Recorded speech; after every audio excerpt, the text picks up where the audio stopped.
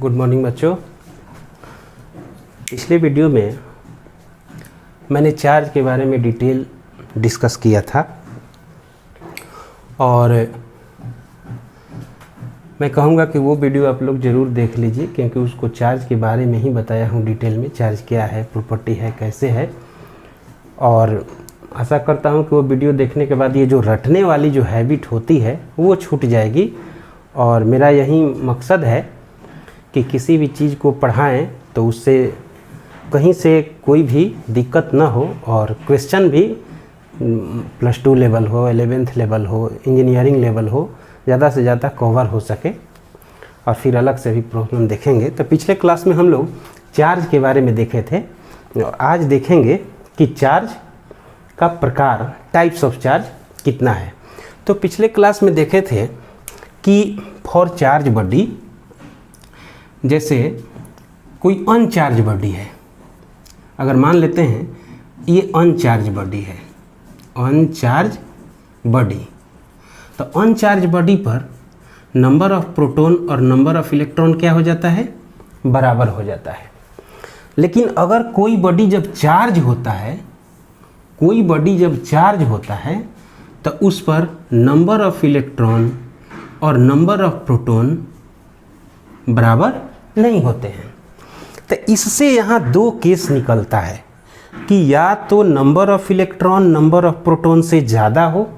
यहाँ से दो केस एराइज हो जाते हैं कि या तो number of electron number of proton से ज़्यादा हो, या फिर number of electron number of proton से कम हो। यानी इसको हम कहेंगे deficiency of electron compared to the proton, और इसको कहेंगे ये हो जाएगा excess of electron compared to the proton, और ये हो जाएगा deficiency of electron compared to the protons. तो यहाँ चार्ज का हम लोग देख लिए कि चार्ज बॉडी के लिए दो केस आ रहा है, एक में इलेक्ट्रॉन एक्सेस होगा, दूसरा में डिफिशियंसी होगा, कमी होगा। यानी चार्ज दो प्रकार के होता है। यहाँ से चार्ज क्या हो जाएगा, दो प्रकार के होगा। जिसमें इलेक्ट्रॉन ज़्यादा होगा यानी निगेटिव चार्ज ज़्यादा होगा, वो निगेटिव चार्ज होगा, और जिसमें कम होगा वो पॉजिटिव चार्ज। तो यहाँ से देखें कि चार्ज कितना प्रकार के होगा, दो प्रकार के होगा। यानी तो देखते हैं कि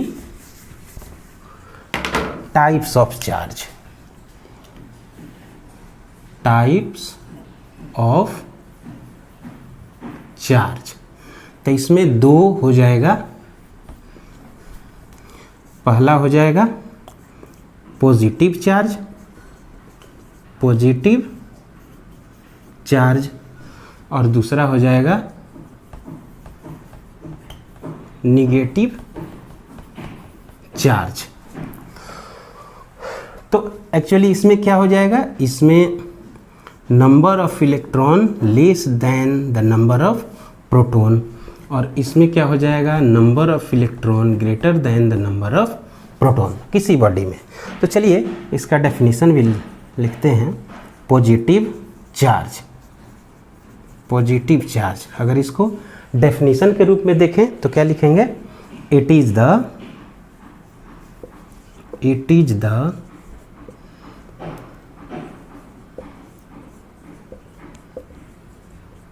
deficiency of electrons, it is the deficiency of electrons compared to the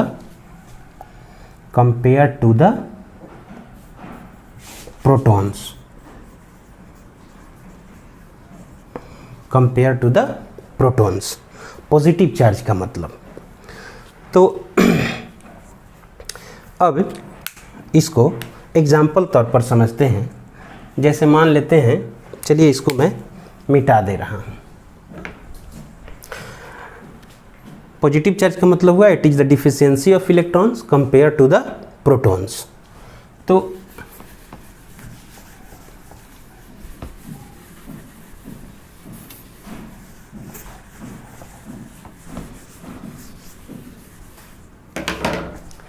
example के लिए जैसे मान लेते हैं मैं सोडियम एटम की बात कर रहा हूँ, Na एटम। तो सोडियम एटम में Z एटॉमिक नंबर क्या हो जाता है, 11 हो जाता है। इसका मतलब कि नंबर ऑफ प्रोटॉन कितना हो जाएगा, 11, और नंबर ऑफ इलेक्ट्रॉन कितना हो जाएगा, 11। अब मान लेते हैं कि सोडियम इलेक्ट्रॉन से एक इलेक्ट्रॉन रिमूव कर दिए। अब when 1 electron is removed from sodium atom, तब क्या हो जाएगा, मान लेते हैं कि Na में से एक इलेक्ट्रॉन मैंने निकाल दिया, तो क्या बचता है। तो पहले देखिए, तो Na में अब नंबर ऑफ प्रोटॉन कितना हुआ, 11, नंबर ऑफ इलेक्ट्रॉन कितना हो गया, तो Na में से एक इलेक्ट्रॉन 11 में से 11 इलेक्ट्रॉन में से 1 इलेक्ट्रॉन घट गया, 10। तो अब टोटल चार्ज, तो टोटल चार्ज क्या हो गया, तो प्रोटॉन 11 है तो 11E, एक प्रोटॉन पर E चार्ज, तो 11 प्रोटॉन पर 11E चार्ज, माइनस इलेक्ट्रॉन पर 10E, तो ये कितना हो जाएगा, 11E में से 10E घटा प्लस E, यानी चार्ज क्या हो जाएगा, प्लस E, यानी जब एक इलेक्ट्रॉन निकाल रहे हैं सोडियम एटम में से तो वो क्या हो जा रहा है, उस पर एक चार्ज हो जा रहा है, तो इसलिए हम इसको Na प्लस यानी सोडियम आयन लिखते हैं। यानी अब बॉडी के लिए भी देखेंगे कि किसी भी बॉडी से अगर इलेक्ट्रॉन रिमूव कर दिया जाए तो उस बॉडी पर क्या हो जाएगा, पॉजिटिव चार्ज हो जाएगा। जैसे कि यहाँ देखें, यानी अब इसमें देख लिए कि नंबर ऑफ इलेक्ट्रॉन क्या हो गया, यहाँ क्या हो जाएगा, number of electron less than the number of proton, यानी फॉर पॉजिटिवली चार्ज बॉडी क्या हो जाएगा, number of electron less than the number of proton. यानी अगर कोई बॉडी पर पॉजिटिव चार्ज है तो इसमें number of electron number of proton से कम होगा। ठीक है, ये हुआ पॉजिटिव चार्ज। यानी पॉजिटिव चार्ज के किसी बॉडी पर पॉजिटिव चार्ज देने का मतलब क्या है कि उस बॉडी में से इलेक्ट्रॉन को निकाल लेते हैं, तो इलेक्ट्रॉन कम हो जाता है, प्रोटॉन ज़्यादा हो जाता है, इसलिए वो बॉडी पर पॉजिटिव चार्ज हो जाता है। अब देखेंगे निगेटिव चार्ज, निगेटिव चार्ज। तो निगेटिव चार्ज क्या है, अब इसमें इलेक्ट्रॉन की संख्या मतलब नंबर ऑफ इलेक्ट्रॉन ज़्यादा होगा और नंबर ऑफ प्रोटॉन कम होगा। यानी इसको डेफिनेशन के रूप में लिख सकते हैं कि it is the excess of electrons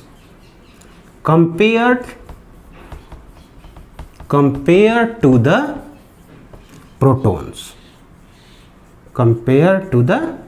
protons, यानी that is for negative charge number of electron क्या होना चाहिए, नंबर ऑफ प्रोटॉन से अधिक होना चाहिए। तो ये हो गया, ये पॉजिटिव चार्ज और ये निगेटिव चार्ज। तो अब निगेटिव चार्ज के एग्जांपल देखते हैं, तो इसको मैं मिटा दे रहा हूं।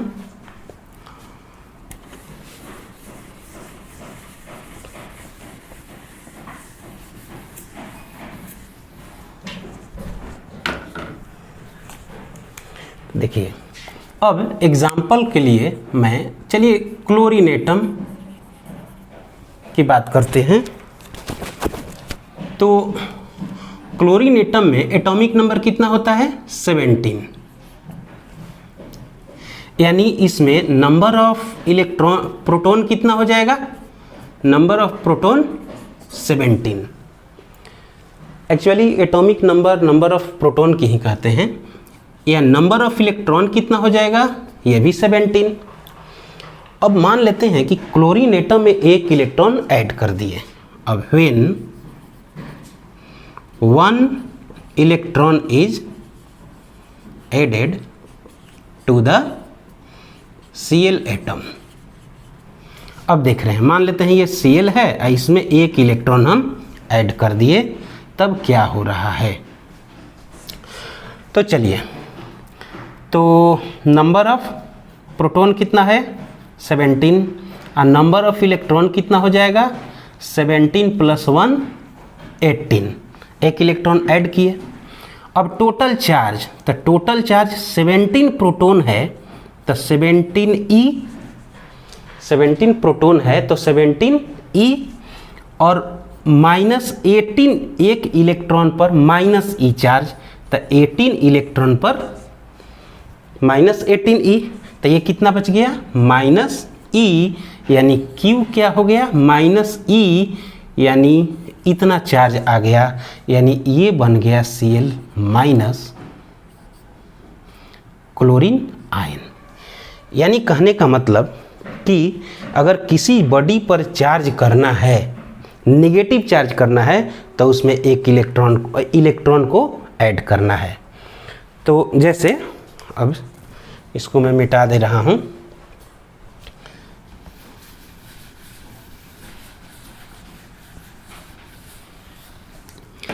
तो यहाँ से देखें कि किसी बॉडी पर जैसे एटम लेवल पर बात करते हैं तो इलेक्ट्रॉन जब ऐड करते हैं तो नेगेटिव चार्ज हो जा रहा है, यानी किसी बॉडी पर नेगेटिव चार्ज देने के लिए उसमें क्या होगा, इलेक्ट्रॉन को ऐड करना होगा। इलेक्ट्रॉन ऐड करेंगे तो क्या हो जाएगा, इलेक्ट्रॉन की संख्या बढ़ जाएगा। यानी तब लिख सकते हैं कि for negative charge number of electron greater than the number of proton. यानी अगर कोई बॉडी है और इस पर नेगेटिव चार्ज है तो इसमें number of electron number of proton से ज़्यादा होगा। ठीक है, तो अब यहाँ देख लिए कि पॉजिटिव चार्ज के लिए नंबर ऑफ इलेक्ट्रॉन कम है नंबर ऑफ प्रोटॉन से, और नेगेटिव चार्ज के लिए number of electron number of proton से ज़्यादा है। तो जैसे अब इस तरह से ध्यान रख सकते हैं कि ये एक बॉडी है, ये एक बॉडी है, ये एक बॉडी है। मान लेते हैं कि ये इसमें number of electron number of proton से के बराबर है, तो ये क्या है अनचार्ज बॉडी, ये Q = 0, यानी ये हो गया अनचार्ज बॉडी। अगर बॉडी पर पॉजिटिव चार्ज है, तो अब इसमें क्या हो जाएगा, number of electron less than the number of proton. अगर इस बॉडी पर नेगेटिव चार्ज है तो इसमें क्या हो जाएगा, number of electron greater than the number of proton. ठीक है, यहाँ तक तो क्लियर है कि दो प्रकार के होता है, पॉजिटिव चार्ज और नेगेटिव चार्ज। पॉजिटिव चार्ज मतलब होता है कि deficiency of electron in comparison to the proton, और नेगेटिव चार्ज का मतलब होता है excess of electron in comparison to the proton. तो ये हुआ टाइप्स ऑफ चार्ज में 2 चार्ज। अब देखते हैं unit of charge. Unit of charge, किसी भी क्वांटिटी का यूनिट भी बहुत इंपॉर्टेंट हो जाता है। प्रॉब्लम बनाने में यूनिट से भी हम लोग क्वांटिटी को पकड़ते हैं कि कौन सा क्वांटिटी है। जैसे अब SI unit of charge is coulomb. इसको C से लिखेंगे। अब देखिए चार्ज फंडामेंटल क्वांटिटी नहीं है। चार्ज बराबर होता है करंट गुने टाइम, यानी चार्ज बराबर होता है I इंटू टी। तो इसका SI यूनिट, करंट का क्या होता है एम्पियर, और टाइम का क्या होता है, एम्पियर को मैं ऐसे लिख देता हूँ एम्पियर, और टाइम का सेकेंड, और इसी को कहते हैं कूलम। तो SI यूनिट हो गया कूलम, इसको एम्पियर सेकेंड भी बोलेंगे। अब CGS यूनिट, CGS यूनिट, तो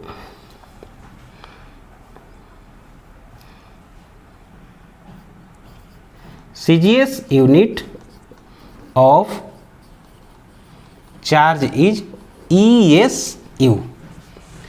ESU इसको कहते हैं इलेक्ट्रोस्टैट यूनिट, इसको कहते हैं इलेक्ट्रोस्टैट यूनिट। ये 1 कूलम इक्वल टू होता है 3 इंटू 10⁹ ESU, ये हो जाता है। SI यूनिट कूलम हुआ, ESU क्या हुआ, कूलम से छोटा यूनिट हुआ। एक और यूनिट होता है इलेक्ट्रोमैग्नेटिक यूनिट, EMU। एक और होता है इलेक्ट्रो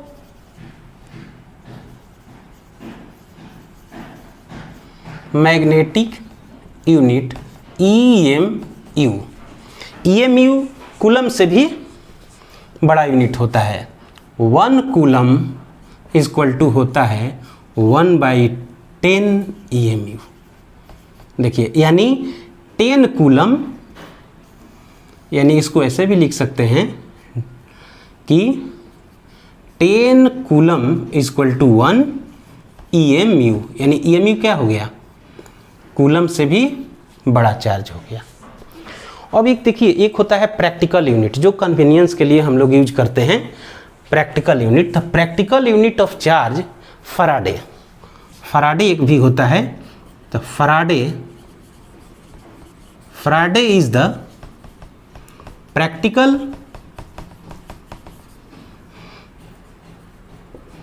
यूनिट ऑफ चार्ज। जैसे SI unit, CGS unit, FPS unit, ये सब तो हैं ही, एक प्रैक्टिकल यूनिट भी होता है। जैसे मान लेते हैं कि लाइट ईयर, लाइट ईयर से हम लोग सेलेस्टियल बॉडी के बीच के, जिससे 2 स्टार के बीच के डिस्टेंस, अर्थ से स्टार के बीच के डिस्टेंस, बहुत जब बड़ा डिस्टेंस हो जाता है तो लाइट ईयर में हम लोग मेजर करते हैं, तो वो भी एक डिस्टेंस का यूनिट हुआ, लेकिन उसको हम प्रैक्टिकल यूनिट कहते हैं। लाइट ईयर क्या हो गया, प्रैक्टिकल यूनिट हो गया। इसीलिए Faraday is the practical unit of charge. तो ये 1 फराडे बराबर होता है 9 इतना कूलम, और समझिए it is the biggest unit of charge. ठीक है, it is the biggest unit of charge. तो यहाँ हम लोग चार्ज के बारे में देखें। SI यूनिट कूलम हुआ, चार्ज बराबर करंट गुने time IT, SI unit ampere into second, और इसी को कहते हैं कूलम। CGS यूनिट ESU को कहते हैं इलेक्ट्रोस्टैट यूनिट। 1 कूलम बराबर 3 इंटू 10⁹ सेकेंड, और फराडे की यूनिट हो गया, इतना हो गया जो बिगेस्ट यूनिट है। अच्छा, यहाँ एक अगर हम ESU और EMU में रिलेशन एस्टेब्लिश करना चाहें तो क्या होगा। जैसे मान लेते हैं कि EMU बड़ा यूनिट है, नाउ EMU बाई ESU कितना हो जाएगा,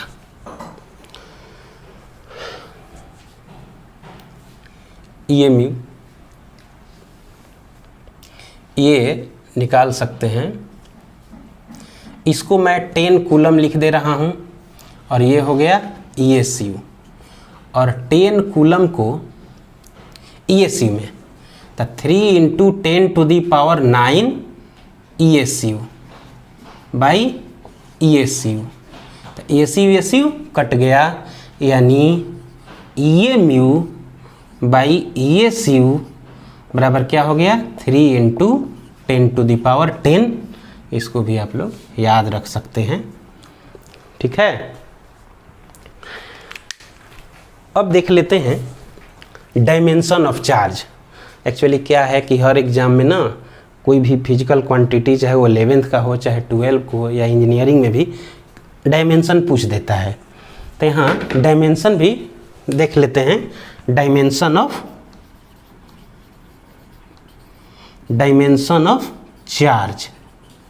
चार्ज का डायमेंशन।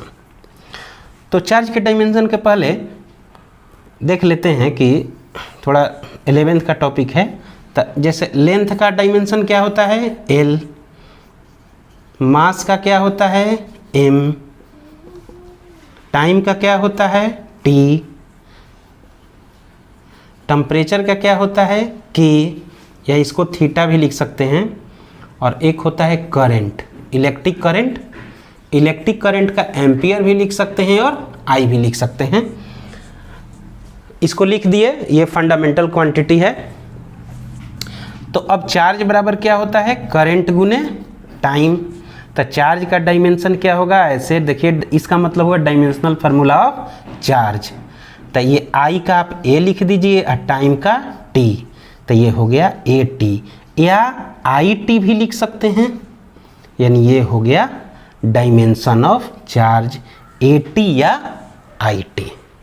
ठीक है, तो ये आज हम लोग देखें कि टाइप ऑफ चार्ज कितने प्रकार के होते हैं, 2 ही प्रकार के क्यों होते हैं, वो भी देख लिए कि नंबर ऑफ प्रोटॉन और नंबर ऑफ इलेक्ट्रॉन बराबर नहीं होते हैं चार्ज बॉडी के लिए। तो 2 केस हो जाता है कि या तो इलेक्ट्रॉन ज़्यादा होगा या कम होगा, तो वहाँ से 2 प्रकार के चार्ज हो जाते हैं। यहाँ इसका चार्ज का यूनिट देख लिए, SI unit, CGS unit, electromagnetic unit और प्रैक्टिकल यूनिट में फैराडे देख लिए, और ये डायमेंशन हो गया। ठीक है, तो आज के लिए इतना ही। अब नेक्स्ट वीडियो में हम लोग चार्ज के प्रॉपर्टी को डिटेल में देखेंगे कि, और एक एक जैसे कंजर्वेशन ऑफ चार्ज है, क्वांटाइजेशन ऑफ चार्ज है, उसको एक एक करके डिटेल में देखेंगे। तब तक के लिए धन्यवाद।